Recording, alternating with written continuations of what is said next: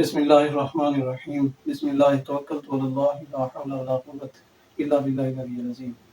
Dear students, first year math का chapter 3.3 में question 7 इसका पार्ट 2 आज हम हल करेंगे।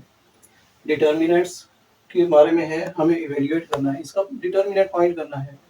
ऐसा ही इसका पार्ट 1 हमने हल किया था, सिमिलर है, थोड़ा सा और सीखेंगे, रिवीजन हो जाएगी पहले क्वेश्चन की, पहले पार्ट की।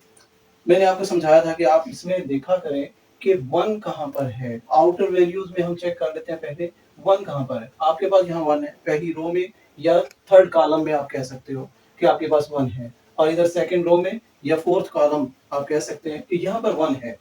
अगर 1 कहीं मिड में भी हो तो हमारा टारगेट होता है 1। उसकी रीजन कि हम उस 1 को एक स्टैंडर्ड मान के बाकी वैल्यूज को 0 बनाने की कोशिश करते हैं। अब मैंने टारगेट बना लिया कि ये हमारे पास थर्ड कॉलम है, तो थर्ड कॉलम में हमारी ये एंट्री 1 है। अब इसी की वैल्यू को आप इसमें एडिटिव इनवर्स मल्टीप्लाई करते जाएं और ऐड करते जाएंगे तो आपके पास यहाँ पर सारे 0 बन जाएंगे। अगर आप इस रो में बाकी वैल्यू 0 बनाना चाहें तो भी बना सकते हैं, आप इस कॉलम में बाकी वैल्यू 0 बनाना चाहें तो भी बना सकते हैं। मैं इस कॉलम में बाकी वैल्यूज को 0 बनाऊंगा तो ये वैल्यू सेम रहेंगी, यानी 2, 3, 1 एंड -1, ये वैल्यू सेम। अब इसके -2 से मल्टीप्लाई करके जब आप इसमें ऐड करोगे तो ये वैल्यू 0 बनेगी। आप -2 से सिर्फ इसे मल्टीप्लाई नहीं करोगे, आप इस पूरी रो को -2 से मल्टीप्लाई करते जाएंगे और आगे ऐड करते जाएंगे। इसे -2 से मल्टीप्लाई करें तो ये -4 होगा, इसमें ऐड करेंगे ये 0 हो जाएगा। ये -6 इसमें ऐड करेंगे तो -6, ये -2 और इसमें ऐड करेंगे तो ये 0, ये +2 और इसमें ऐड करेंगे तो ये 3। हमने रो 1 को 2 से -2 से मल्टीप्लाई किया और ऐड कर दिया रो 2 में, पहला स्टेप। एंड नेक्स्ट, अब इसे जस्ट इसमें ऐड करने पर 0 हो रहा है, यानी रो 1 को रो 3 में ऐड कर दें एज इट, किसी चीज से मल्टीप्लाई नहीं करना। तो फिर इसके बाकी एलिमेंट भी ऐसे ऐड होते जाएंगे, 2 + 5 7, 3 + 2 5 एंड 1 - 1 0, -1 + 6 प्लस का 5। यहाँ हम लिख देंगे कि हमने रो 1 और रो 3 को ऐड किया। एंड नेक्स्ट, अब इसे -2 से मल्टीप्लाई करके इसमें ऐड करने पर यहाँ 0 बनेगा, तो -2 से पूरी रो को मल्टीप्लाई करें और फिर उनके मुताबिक वैल्यूज में ऐड करते जाएं। यहाँ -4 बनेगा और इसमें ऐड करेंगे तो ये -1 आ जाएगा।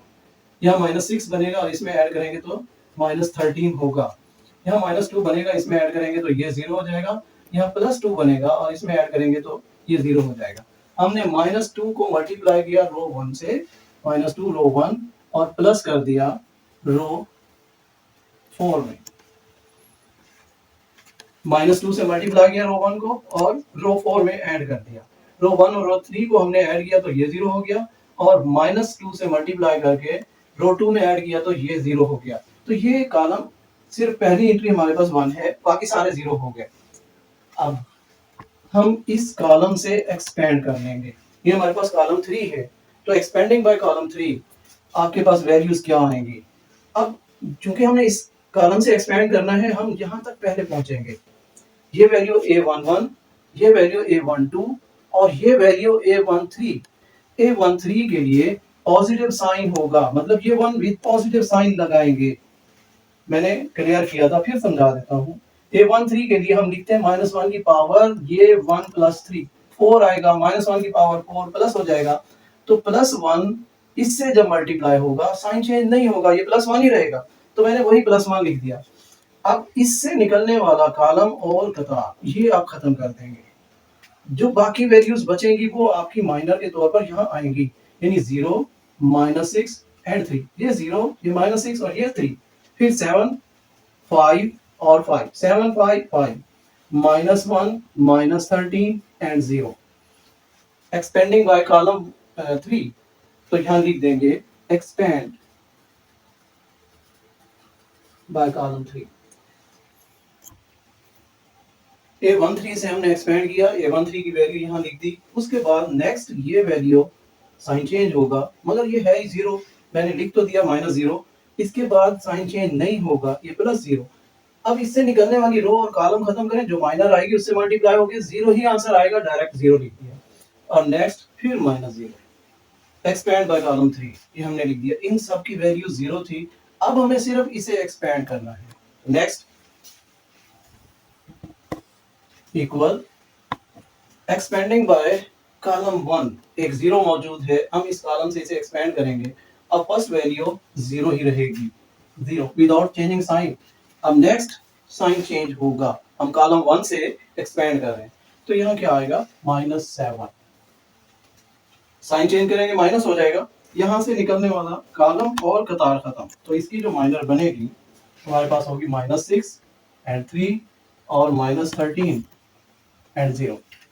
फिर चेक करें, ये कॉलम, ये कतार और ये कॉलम खत्म, -6 3 एंड -13 0, हमारे पास ये वैल्यू आएगी। और नेक्स्ट साइन चेंज नहीं होगा, -1 इंटू, अब इससे निकलने वाला कॉलम और कतार खत्म, आपके पास -6 3 एंड 5 5, ये वैल्यूज आ गई, तीन वैल्यूज आ गई, 0 -7 एंड इट्स माइनर और फिर -1 इट्स माइनर, ये हमने लिख दिया।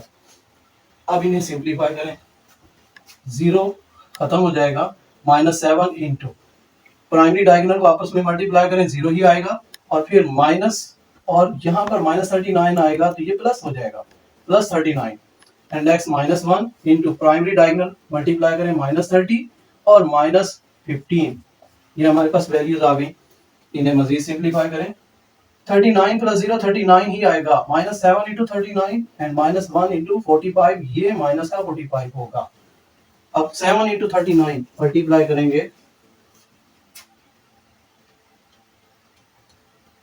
273, ये -273 और ये +45, इन्हें सिंपलीफाई कर दें, -228, और यही हमारा आंसर होगा, -228 इस डिटर्मिनेंट का आंसर होगा।